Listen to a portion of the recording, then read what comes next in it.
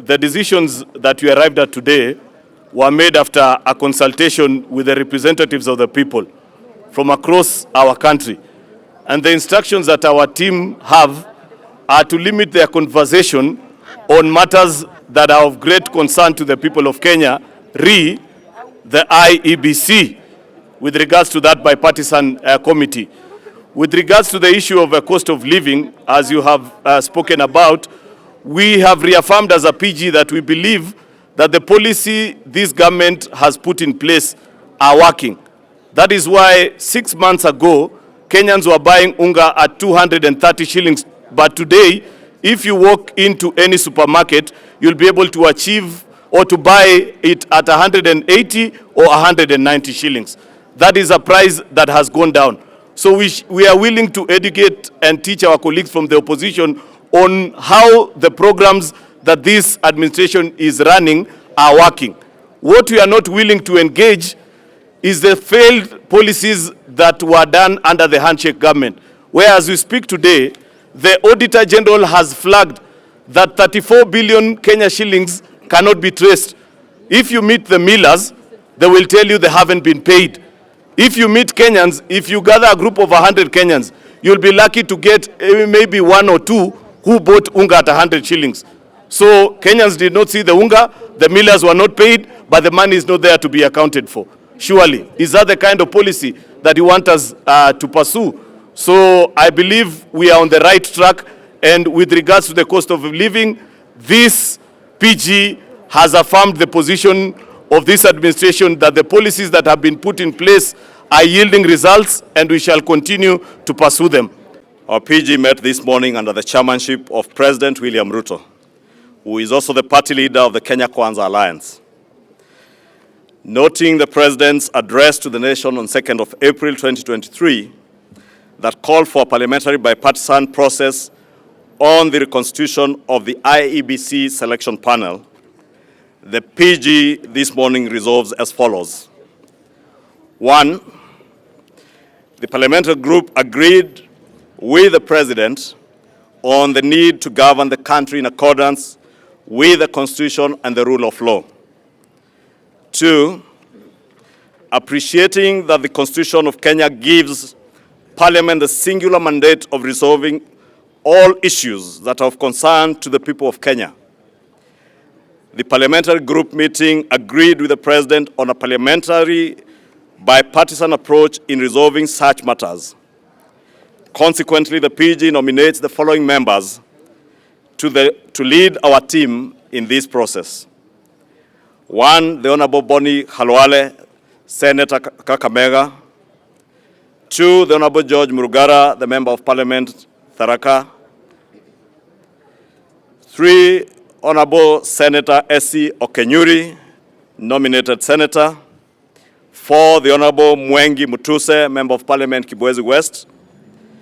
5, the Honorable Lydia Haika, Women Representative, Taita Taveta. 6, the Honorable Senator Hilary Sigei, Senator Bomet County. And 7, the Honorable Adan Keinan, MP Eldas. The parliamentary group reaffirms our commitment to the rule of law and constitutionalism and appreciates the role of the opposition to oversight and criticize government. However, as a PG, we affirm our support to the efforts by the government on policies that are geared towards stabilizing our economy, lowering the cost of living, and creating jobs. However, as a PG, we affirm our support to the efforts made by this government on policies that are geared towards stabilizing our economy, lowering the cost of living, creating jobs and incomes for majority of our people, and ensuring inclusive growth, because that is a contract that the Kenya Kwanza Alliance signed with the people of Kenya. As a PG also, we resist the attempts by the opposition to force or blackmail the government to implement failed policies of the last regime that drove the country into economic mess, including the corruption-ridden consumption subsidies, irresponsible borrowing, and gross fiscal mismanagement through the state capture. We particularly support the government's policy of subsidizing production rather than consumption and the prudent fiscal management within a framework of managed debt levels. We are not refusing to take advice.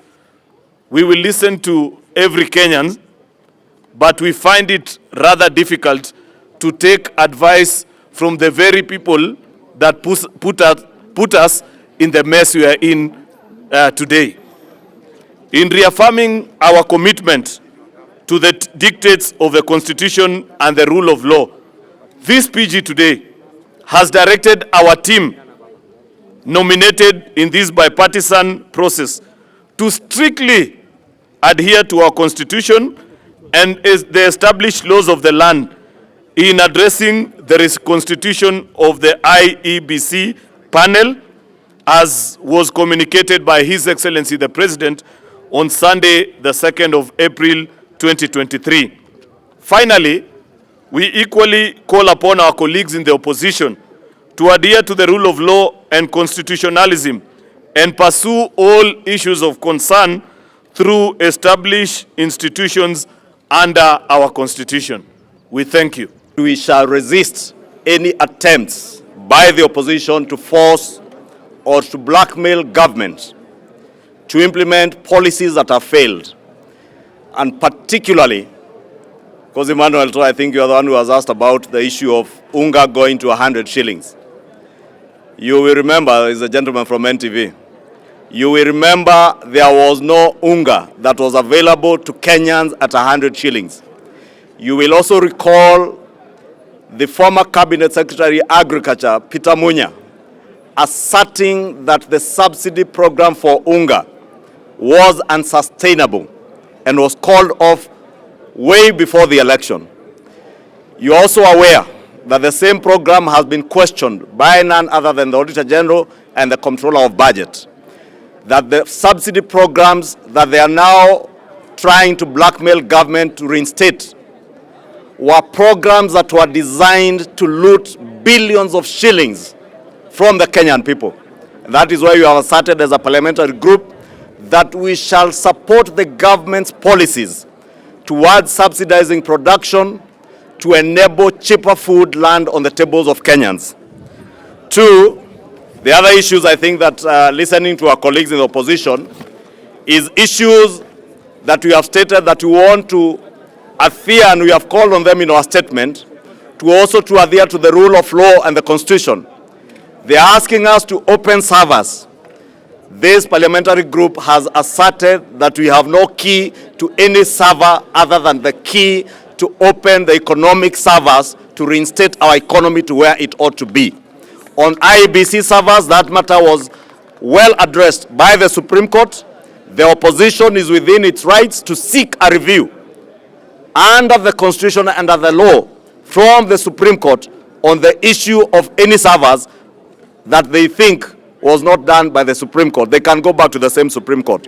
On the reinstatement of the Cherera 4, there are no provisions under any law or under our Constitution to reinstate officers, public officers who have voluntarily resigned from public office, or those who have been removed from public office, as the case was by for Commissioner Masit. And I think on the cost of living, we were clear. We shall support the government's policies that are what we sold to the people of Kenya when we went around the country campaigning. And we sold policies to the people of Kenya that the people of Kenya agreed with by voting for the Kenya Kwanza government.